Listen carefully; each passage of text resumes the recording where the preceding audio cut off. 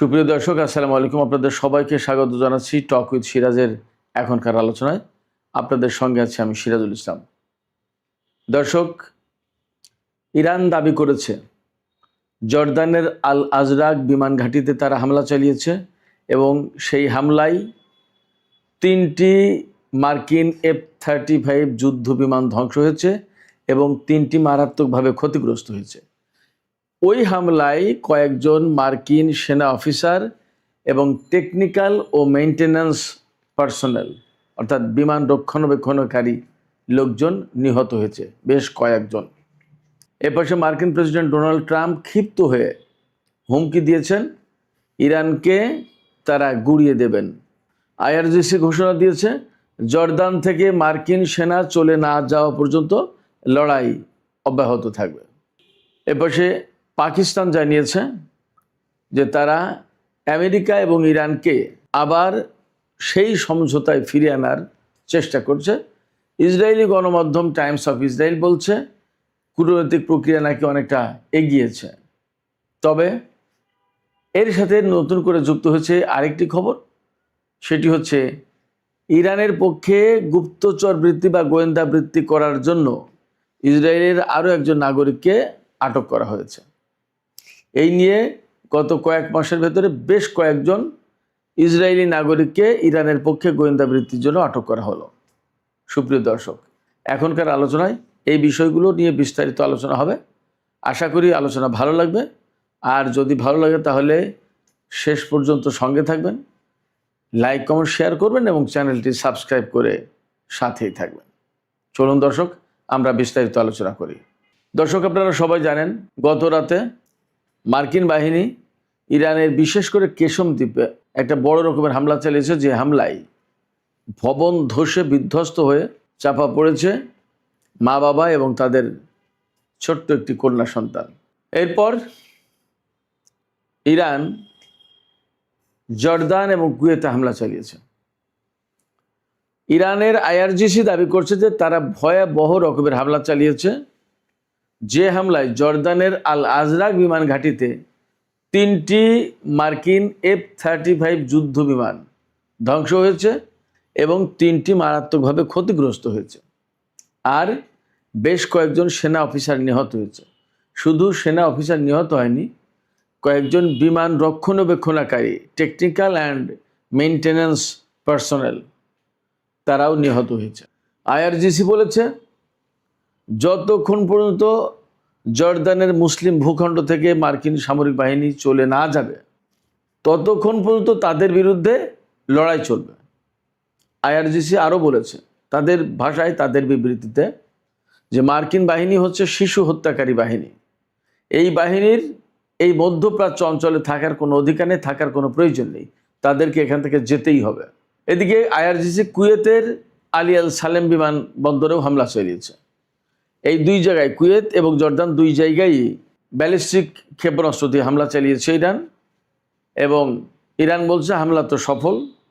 কুয়েতে যে হামলা চালিয়েছে তাতে আলী আল সালেম বিমানবন্দরের 2টি ড্রোনের হ্যাঙ্গার ধ্বংস হয়েছে এবং একটি ফুয়েল ট্যাঙ্ক, জ্বালানি ট্যাঙ্ক, এটা ধ্বংস হয়েছে। এই যে জ্বালানি ট্যাঙ্ক ধ্বংস হয়েছে, সেই ট্যাঙ্ক থেকে আমেরিকার যুদ্ধ বিমান এবং হেলিকপ্টার জ্বালানি নিত, অর্থাৎ তেল নিত, এটা ধ্বংস করেছে। তার মানে কুয়েত থেকে বা কুয়েতের এই আলী আল সালেম বিমান ঘাঁটি থেকে জ্বালানি নেওয়াটা এখন মার্কিন বাহিনীর জন্য সংকটাপন্ন হয়ে গেল। এদিকে জর্দানে যে হামলা চালিয়েছে, জর্দানের সেনাবাহিনী দাবি করেছে তাদের সেনারা ইরানের কয়েকটি ব্যালিস্টিক ক্ষেপণাস্ত্র ভূপাতিত করেছে। এখানে একটু ব্যাখ্যা করে যেতে চাই দর্শক। ইরান বলল যে যতক্ষণ পর্যন্ত জর্দান থেকে মার্কিন সামরিক বাহিনী চলে না যাবে ততক্ষণ পর্যন্ত তাদের বিরুদ্ধে লড়াই। তার মানে ইরান কিন্তু একটা লক্ষ্য ঠিক করে দিল বা ঘোষণা করে দিল যে আমরা লড়াই করছি মার্কিন বাহিনীকে এখান থেকে বহিষ্কার করার জন্য, তাদের ভাষায়। যদি তাই হয় তাহলে কিন্তু ইরানের লক্ষ্য এখন পরিষ্কার। ইরান কিন্তু শুধুমাত্র আমেরিকার বিরুদ্ধে পাল্টা প্রতিরোধ গড়ে তুলছে ব্যাপারটা তা কিন্তু নয়।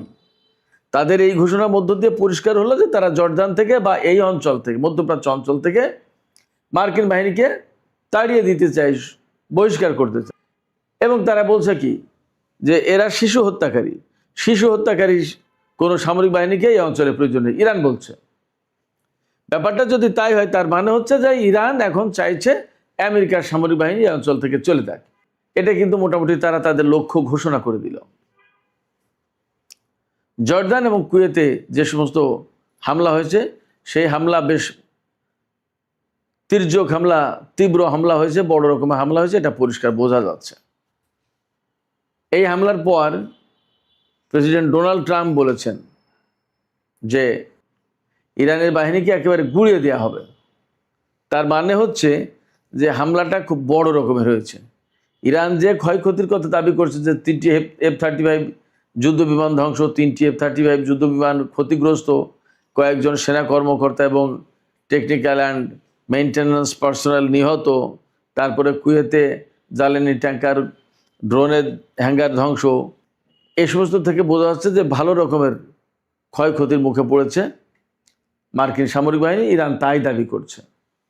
এর প্রেক্ষাপটে কিন্তু ডোনাল্ড ট্রাম্প ইরানকে একদম গুঁড়িয়ে দেওয়ার, একদম 12টা, ইংলিশ অশালীন শব্দ ব্যবহার করেছে, সেটা বলা যাবে না, একেবারে 12টা বাজিয়ে দেওয়ার ব্যবস্থা করবেন তিনি, এই রকম হুমকি দিয়েছেন।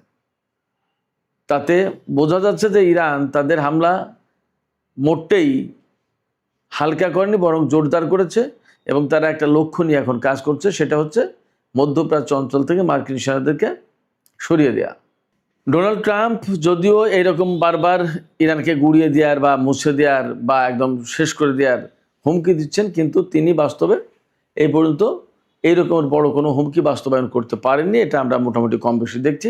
এ নিয়ে খোদ মার্কিন গণমাধ্যম থেকে শুরু করে পশ্চিমা বিভিন্ন গণমাধ্যমে আলাপ আছে। তাহলে কি হবে বা কেন পারছে না? এই জায়গায় পশ্চিমা গণমাধ্যমগুলো আরও পরিষ্কার করে বলছেন যে ডোনাল্ড ট্রাম্পের আসলে যুদ্ধের কোনো লক্ষ্য এবং সুনির্দিষ্ট কোনো নীতি বা একটা পরিকাঠামো, একটা গাইডলাইন, এর কোনো কিছু নেই।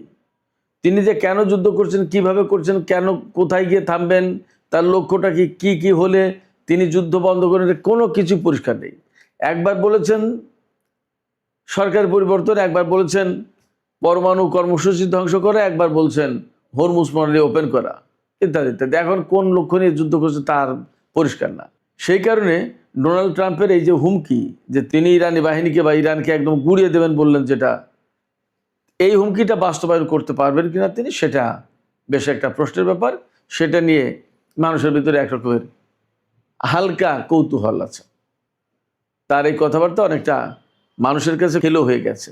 এদিকে ইরান এবং আমেরিকার মধ্যে যখন এরকম বড় ধরনের সংঘাত চলছে, কয়েকদিন যুদ্ধবিরতির পরে কিন্তু এই সংঘাত, তাতে ইরান কেন আবার ফিরে আসলো, এটা কিন্তু খুবই গুরুত্বপূর্ণ আলোচনার বিষয়বস্তু হয়ে দাঁড়িয়েছে সারা বিশ্বে। প্রশ্ন একটাই, যে যুদ্ধবিরতি হলো, ইরানও যুদ্ধ থামিয়ে দিল, তারপরে হঠাৎ করে কেন তারা আবার মার্কিন ঘাঁটিতে হামলা চালালো? আমি এ নিয়ে যদিও একটু ব্যাখ্যা দিয়েছিলাম গত পরশুদিন সম্ভবত, তারপরেও আমি আজকে একটু ছোট্ট করে বলি যে বেশিরভাগ বিশ্লেষক এভাবেই মনে করছেন যে ইরান আসলে মার্কিন সামরিক বাহিনীর অবস্থা, তাদের শক্তি সামর্থ্য কেমন আছে এখন, সেটা বোঝার এবং দেখার চেষ্টা করছে, এবং সম্ভবত ইসরায়েলের বিরুদ্ধে পরবর্তীতে অভিযান শুরু করতে পারে ইরান। কারণ আমরা দেখছি মধ্যপ্রাচ্যের অর্থাৎ উপসাগরীয় অঞ্চলের দেশগুলোর ঘাঁটি প্রায় তছনছ করে দিয়েছে বিভিন্ন গণমাধ্যম থেকে আমরা যে সমস্ত খবর পাচ্ছি। তাই যদি হয়, এরপরে কিন্তু একদম শেষ পর্যায়ে ইসরায়েলের আগে আর এখন বাকি জর্দানেও কিন্তু প্রচুর ক্ষয়ক্ষতি করেছে। তো ব্যাপারটা যদি তাই হয়, তাহলে এই উপসাগরীয় অঞ্চল থেকে ক্লোজ করতে করতে করতে জর্দানি নিজে ঠেকিয়েছে। জর্দান থেকে ক্লিয়ার করার পরে তখন কিন্তু মেবি সম্ভবত ইসরায়েল ইরানের টার্গেটে পরিণত হয়ে যেতে পারে। যদি তাই হয়, তাহলে ধরে নিতে হবে যেটা চূড়ান্ত যুদ্ধের বা চূড়ান্ত লড়াইয়ের সূচনা, শুরু। জানি না আসলে কি হচ্ছে। সুপ্রিয় দর্শক, ইরান এবং আমেরিকার মধ্যে যখন এরকম গুরুগম্ভীর, মানে মারাত্মক যুদ্ধ চলছে, তখন পাকিস্তান বলছে, পাকিস্তানের পররাষ্ট্র মন্ত্রণালয় 30 জুলাই বৃহস্পতিবার জানিয়েছে যে ইরান এবং আমেরিকাকে ইসলামাবাদ সমঝোতা স্মারক যেটা সই হয়েছিল সেই স্মারকে, সেই লিখিত সমঝোতায় ফিরে আনার একটা চেষ্টা চলছে। যদি তাই হয়, যদি ফিরে আনার চেষ্টা সফল হয়, তাহলে যুদ্ধবিরতি হবে, আবার আলোচনা শুরু হবে। আর যদি এটা সফল না হয়, তাহলে যুদ্ধ আরও ভয়ঙ্কর রকমের অবস্থা ধারণ করবে, ভয়ঙ্কর রূপ ধারণ করবে, মোটামুটি এটা বলা যাচ্ছে। এর মধ্যে ইসরায়েলের এক গোয়েন্দাকে আটক করেছে, মানে ইসরায়েলি নাগরিক ইরানের পক্ষে গোয়েন্দা বৃত্তি করেছিল, সেই অভিযোগে ইসরায়েল আটক করেছে। তার বিরুদ্ধে এরই মধ্যে অভিযোগপত্র দায়ের করা হয়েছে। সেই অভিযোগে বলা হয়েছে যে আমির হিশাম মোহাম্মদ টিটি, এই ব্যক্তি ইসরায়েলের প্রেসিডেন্ট আইজাক হারজগ এবং অর্থমন্ত্রী বেজালেল স্মোটরিচ, তাদের দুইজনের উপরে গুপ্তচর বৃত্তি করেছে। এই দুইজন উত্তরাঞ্চলের একটা হাসপাতাল পরিদর্শনের সময় তাদের ছবি তুলেছে এবং সেগুলো নাকি 34 বছর বয়সী এই আমির হিসামের ইরানি হ্যান্ডলারের কাছে পাঠিয়েছে। এবং নর্মালি এই ধরনের কর্মকাণ্ডের বিপরীতে তারা টাকা পেয়ে থাকে, ডলার পেয়ে থাকে। এই রকম অভিযোগ কিন্তু এইটা প্রথম না। এর আগেও আমি নিজে ভিডিও করেছি কয়েকবার, যে এরকম বেশ কয়েকজন গুপ্তচরকে ইসরায়েলের ভেতর থেকে আটক করা হয়েছে এবং তাদেরকে কারাগারে বা বিচারের সম্মুখীন করা হয়েছে। তাতে বোঝা যায় যে ইসরায়েলের ভেতরে ইরান প্রচুর সংখ্যক এজেন্ট ঢুকিয়ে দিতে পেরেছে এবং ক্ষণে ক্ষণে সময়ে সময়ে তাদের তথ্য ইরানের কাছে চলে যাচ্ছে। এটা ইরানের জন্য নিশ্চয়ই স্বস্তির কারণ, ঠিক বিপরীতে ইসরায়েলের জন্য মারাত্মক রকমের অস্বস্তির কারণ। সুপ্রিয় দর্শক, এখনকার আলোচনা এখানে শেষ করতে চাই। আলোচনা শেষের আগে আপনাদের কাছে জানতে চাই আপনাদের মত কি। ইরান যে দাবি করলো, ইরানের আইআরজিসি, এই খবর কিন্তু পাকিস্তানের এক্সপ্রেস ট্রিবিউন দিয়েছে, আল জাজিরা দিয়েছে এবং ইরানের রাষ্ট্রীয় বার্তা সংস্থা ইরনা দিয়েছে, বেশ দায়িত্বশীল জায়গা থেকে। আইআরজিসি বলছে যে আমেরিকার 3টি F-35 যুদ্ধবিমান ধ্বংস করা হয়েছে, 3টি মারাত্মকভাবে ক্ষতিগ্রস্ত হয়েছে এবং বেশ কয়েকজন সামরিক কর্মকর্তা নিহত হয়েছে।